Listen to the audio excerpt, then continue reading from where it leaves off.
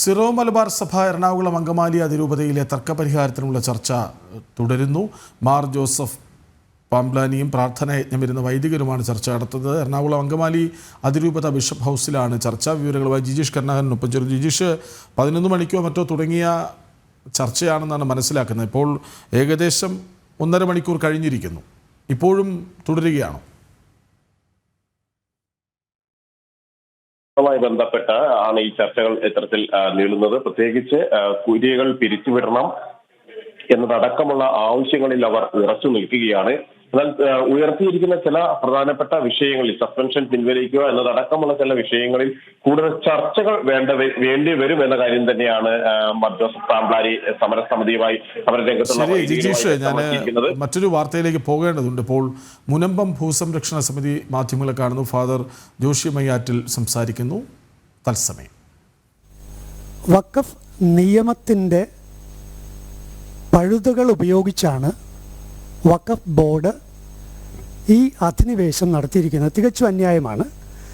അത് വളരെ വ്യക്തമാണ്.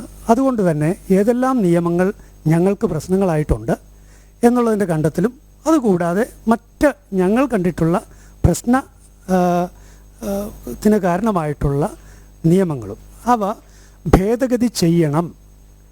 അത് ഇന്ത്യൻ ഭരണഘടനയ്ക്കും മതേതരത്വത്തിനും ജനാധിപത്യത്തിനും ചേർന്ന രീതിയിൽ ഭേദഗതി ചെയ്യണം. അത് BJP കൊണ്ടുവന്നിരിക്കുന്ന ഭേദഗതി ബിൽ അതുപോലെ തന്നെ ആകണമെന്ന് ഒരു നിർബന്ധവുമില്ല. പക്ഷേ നമ്മുടെ നാടിനെ രക്ഷിക്കാനുള്ള രീതിയിൽ അത് ഭേദഗതി ചെയ്യണം. അതാണ് ഒന്നാമത്തെ പോയിന്റ്. രണ്ടാമത്തേത്, മുനമ്പത്തെ ഭൂമി വഖഫ് അല്ല എന്നുള്ളത് വളരെ പ്ലെയിനാണ്, വളരെ ക്ലിയറാണ്. നിങ്ങൾ ആ വഖഫ് ഡീഡ് ഒന്നെടുത്ത് നോക്കിയാൽ മതി, ധാരാളം.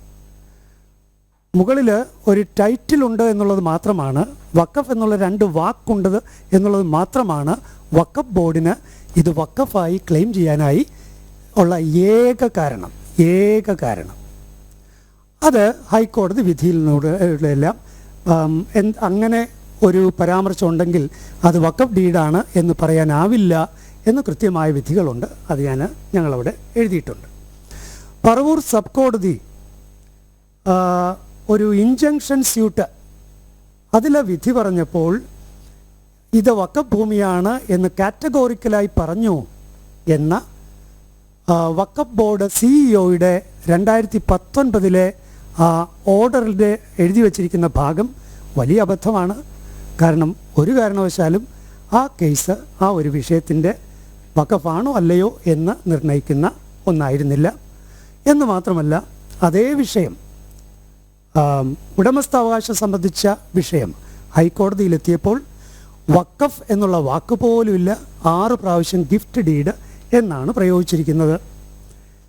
ഇനി ഈ ഒരു തീരുമാനം വഖഫാണോ അല്ലയോ എന്നുള്ള തീരുമാനം ഒരു കോടതിയും പറഞ്ഞിട്ടില്ല. അത് വളരെ വ്യക്തമാണ്. പറഞ്ഞിരുന്നെങ്കിൽ 10/12/2024 ഈ ഇടയ്ക്ക് ഹൈക്കോടതി നടത്തിയ വിധിയുടെ ആവശ്യമുണ്ടായിരുന്നോ? അതായത് ഈ മുനമ്പത്തെ സംബന്ധിച്ചുള്ള ഉടമസ്ഥാവകാശ തർക്കം സിവിൽ കോടതിയിൽ ഉന്നയിക്കുക എന്നാണ് ഹൈക്കോടതി പറഞ്ഞത്. അതിൻ്റെ അർത്ഥം ഈ വിഷയം ഒരു കോടതിയും തീരുമാനം പറഞ്ഞിട്ടില്ല എന്നു തന്നെയാണ്. ഇനി ഇതിനിടയ്ക്ക് ചില വ്യാജ പ്രസ്താവനകളും ആരോപണങ്ങളുമായി ചിലർ രംഗത്തിറങ്ങിയിട്ടുണ്ട്. ഒരു സർവേ നടന്നെന്നും അതിൽ നിന്ന് എന്തൊക്കെ കണ്ടെത്തിയെന്നൊക്കെയുള്ള തെറ്റിദ്ധാരണജനകമായ പ്രസ്താവനകൾ വന്നിട്ടുണ്ട്. 2009 ഈ പറയുന്ന സർവേ പൂർത്തിയായിട്ടില്ല. കാരണം സ്ഥലവാസികൾ അതിനെ എതിർത്തു. അപ്പോൾ ആ സർവേ നടന്നിട്ടില്ല. മറ്റൊന്ന്, അവിടുത്തെ അംഗങ്ങളെക്കുറിച്ചാണ്.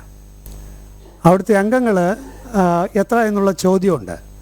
ഇവർ മറച്ചുവെക്കാൻ ശ്രമിക്കുന്ന വസ്തുത ഈ ഭൂസംരക്ഷണ സമിതിയുടെ അംഗങ്ങളായി 610 പേരുണ്ട് എന്നുള്ളതാണ്. അപ്പോൾ ആധാരത്തെ റെപ്രസെൻ്റ് ചെയ്യുന്ന 610 പേര് കുടുംബങ്ങൾ. മാത്രമല്ല, മുനമ്പത്ത് വേളാങ്കണ്ണി മാതാ ഇടവകങ്ങളായി തന്നെ 400ഓളം കുടുംബങ്ങൾ, 440ഓളം പേര് ഉണ്ട് എന്നാണ് ഞാൻ മനസ്സിലാക്കുന്നത്.